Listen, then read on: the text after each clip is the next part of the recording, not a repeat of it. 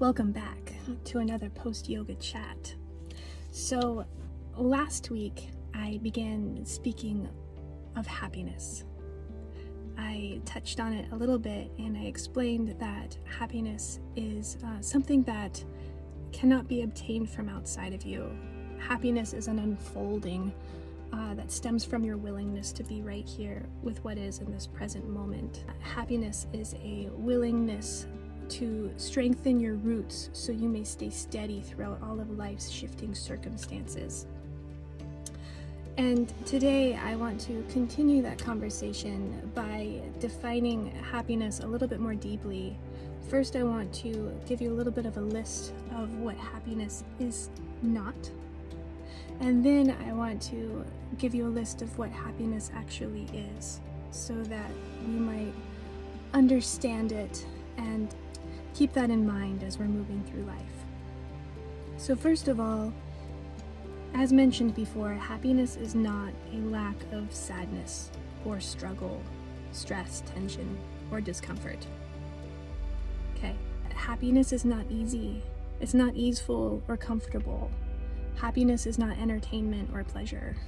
Happiness is not a successful, fulfilling, or satisfying career or a satisfying, fulfilling relationship. It's not. Happiness is not realizing your dreams. And happiness, as mentioned before, is not outside of you. All of those things are symptoms of happiness. Happiness occurs when you move into alignment with your truth. And your truth is what you love. It's what you care about. So when you become clear on what moves you, what you love, what you care about, you become clear on who you are. And when you move into alignment with the truth of who you are, happiness occurs. So all of those aforementioned items on that list, those are symptoms of happiness. They're not actually happiness. Those are external objects that we spend a lot of our time and energy pursuing in life because we think that they're gonna make us happy. But once we get there, we realize we might be excited at first to obtain that job, to find that beautiful relationship, to realize that dream, that goal you've been working on. It might be an initial excitement, but then there's a letdown. There's a sense of a void and a sense of looking for the next thing to make you happy. So let me tell you why that occurs when you spend so much time and energy pursuing external objects to make you happy, and then you finally get them and you realize that you didn't actually make it. You're not actually fully happy. Let me tell you why that occurs. I'll tell you what happiness actually is. Happiness is an ability to be honest with yourself. Happiness is tending to your feelings. Happiness is knowing what you can control and what you cannot control. Happiness is recognizing those small personal victories within a challenging moment. Happiness is self-trust that you develop as you move through challenging moments. Happiness is as that wisdom that you cultivate as you go through those challenging moments and you learn more about yourself and the way that you respond to situations. Happiness is getting to know yourself. Yeah, so don't lose yourself in pursuit of those external objects that you think are going to make you happy. As we move and pursue those external objects that we think are going to make us happy, we move away from ourselves, when really the heart of happiness is within here. It's doing the inner work of getting to know who you are at the deepest level. It's life's challenging moments that actually teach us who we are on that deep level.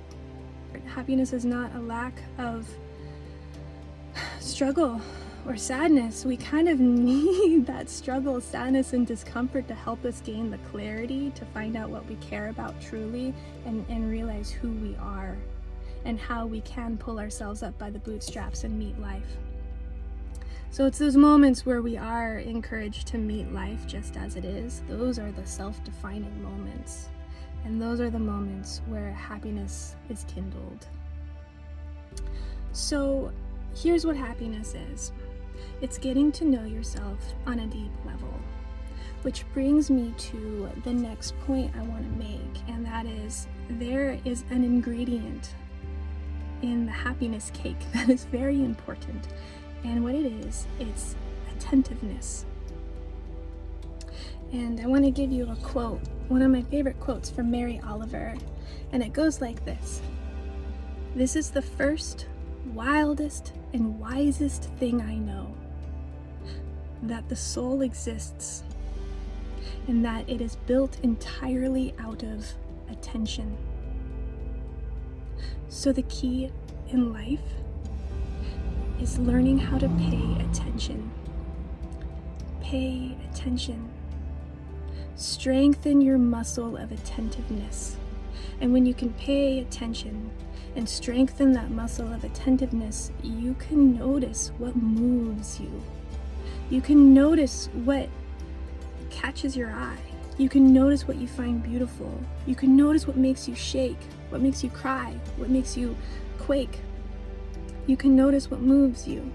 When you pay attention, you can refine your focus. And you can fall in love with this moment.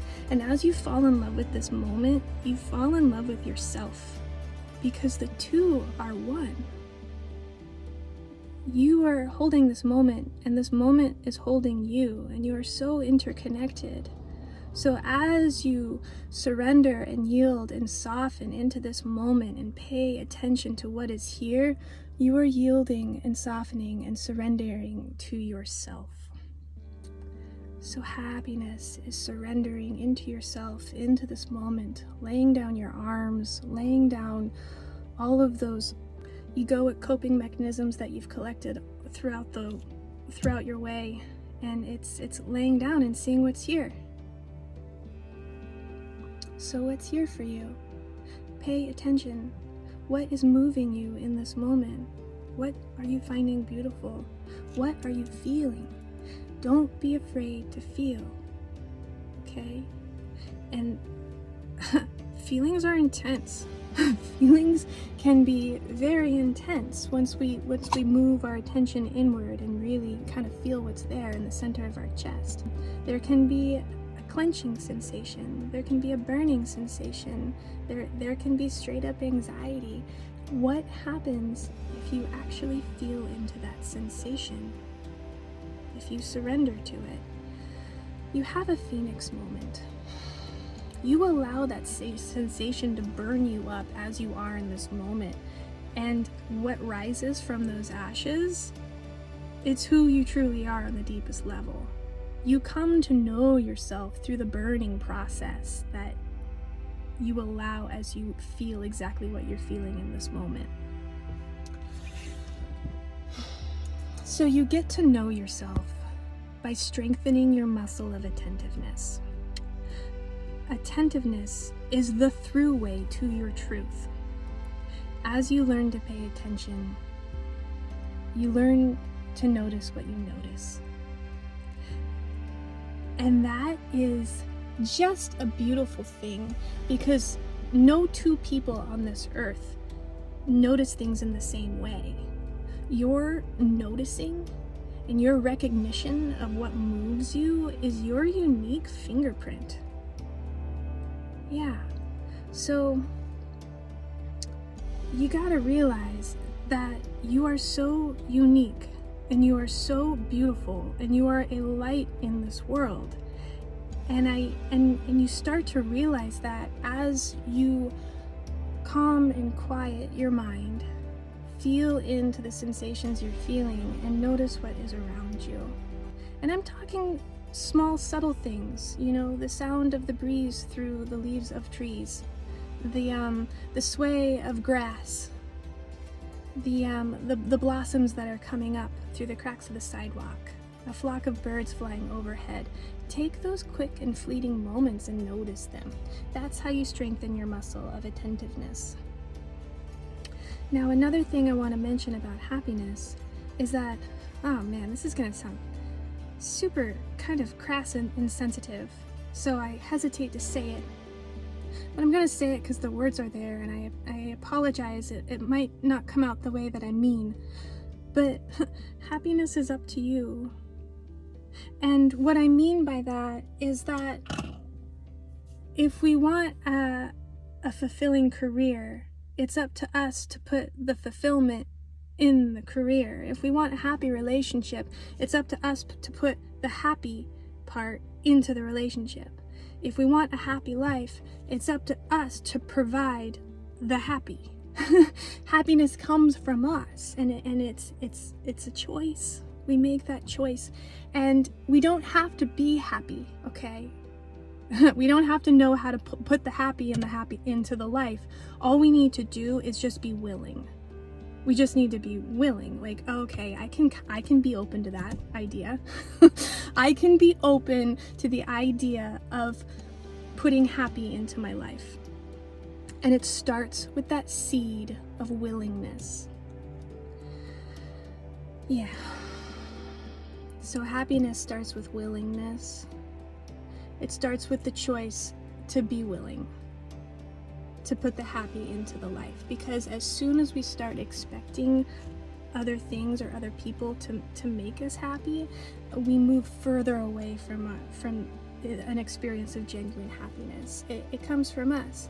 And you got to remember that the candle flame needs the dark in order to shine. And the lotus needs the mud in order to bloom. So if you want to experience happiness, you gotta be willing to be in the dark. You gotta be willing to sit in the mud and maybe learn from the mud. Maybe ask the mud some questions. Maybe allow the mud to give you a little bit of clarity on where you are and where you actually want to be, and where you are in relation to where you want to be. Remember that you are the candle flame in the dark. You are the one that provides the darkness, the light. It's the rooting down into the mud with curiosity and forgiveness and openness and willingness to learn that allows the flower to reach toward the light and blossom. So the light that you bring into the darkness is your forgiveness. It's your curiosity. It's your willingness to learn from exactly where you are now. You are the light. Can you be willing to offer this moment the light of your forgiveness, and then just feel that upliftment blossom from within your chest? And if you don't have that experience, that's okay. That's absolutely okay. All you need is just simply willingness. Just be willing. Just open up the door just a crack. You don't have to fling it wide open. You don't have to force it open. You don't have to take a battle axe to the door and bang it right open. You don't have to fling open the door of happiness. You just need to open it up a crack with willingness. And then the rest will take care of itself.